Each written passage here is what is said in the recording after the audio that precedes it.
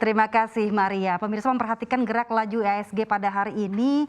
IHSG ditutup pada perdagangan hari ini melemah di zona merah 0,77%, berada di level psikologis 6.868,40. Sementara di indeks sektoral, ini energi dan konsumer primer saja yang berada di zona hijau. Sementara sektoral lainnya kompak berada di zona merah. Tentunya kemarin IHSG sempat menyentuh all time high dan akhirnya hari ini terpaksa tertekan ditutup di zona merah. Sentimen yang paling dekat mempengaruhi IHSG pada hari ini datang dari global. Ketegangan geopolitik yang terjadi antara Rusia dan Ukraina masih menjadi perhatian investor. Walaupun aksi jual dan tekanan masih mewarnai IHSG hari ini, namun yang menarik adalah investor asing justru masih rutin untuk mengkoleksi saham-saham di bursa di tanah air di tengah ketegangan Rusia Ukraina yang masih terus terjadi. Dan tercatat hari ini IHSG mampu menorehkan nilai transaksi sebesar 12 triliun serta net buy asing senilai 125 miliar rupiah. Pemirsa, sejumlah sanksi yang diberikan Amerika Serikat dan negara-negara barat terhadap Rusia kian terasa. Nilai tukar rubel sempat anjlok hingga lebih dari 30% di awal pekan ini di level 110 per dolar Amerika Serikat akibat pembekuan aset di Bank Sentral Rusia. Dan jebloknya nilai tukar rubel mengakibatkan aksi rush money atau penarikan uang secara serentak oleh warga Rusia. Dan selain itu, pemirsa, kekhawatiran investor juga mulai memperbesar usai pihak Rusia kembali melancarkan serangan ke wilayah Ukraina dan menyasar beberapa wilayah di beberapa kota termasuk ibu kota Kiev. Padahal sebelumnya kedua belah pihak sudah bertemu di Belarusia untuk membahas gencatan senjata. Konvoi tentara Rusia ke ibu kota Kiev juga masih berlangsung yang diikuti dengan serangan udara ke wilayah pemukiman. Kondisi ini membuat investor menjadi tidak yakin bahwa gencatan senjata di Ukraina dalam waktu dekat akan berakhir.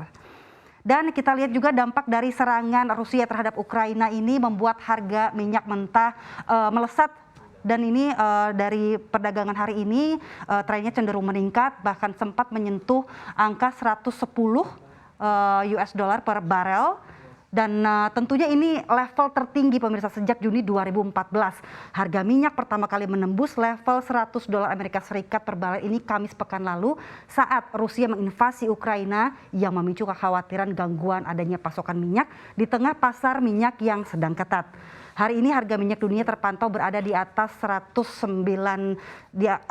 dolar yakni 108 dolar per barel untuk acuan minyak Brent. Sedangkan untuk WTI tercatat berada di level 108 dolar per Amerika Serikat per barel.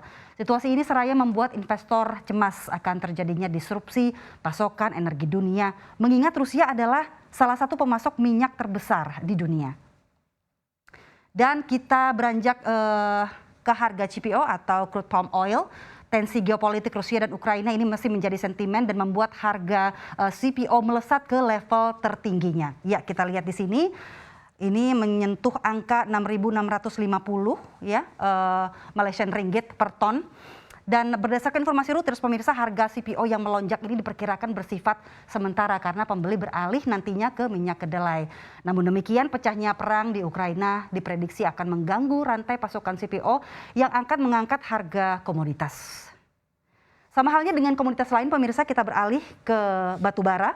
Batu bara juga mengalami penguatan menyentuh level 301 US dollar per ton dan ini adalah level tertinggi sepanjang masa.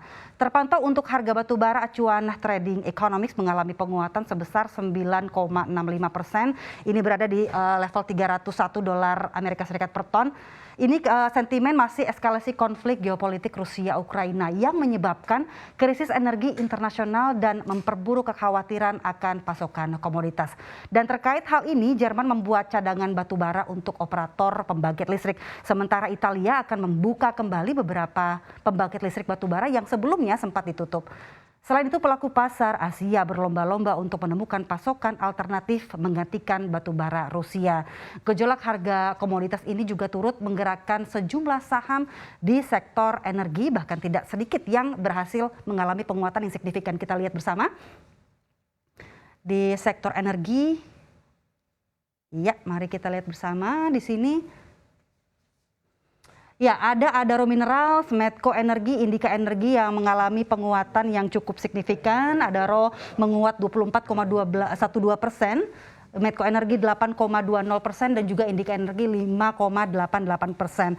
Ini di tengah sentimen yang positif, tapi ada justru dua saham atau emiten energi yang mengalami yang terpaksa tertekan, yakni Petrosi dan Delta Dunia Makmur. Demikian, kita kembali ke Maria. Silakan Maria.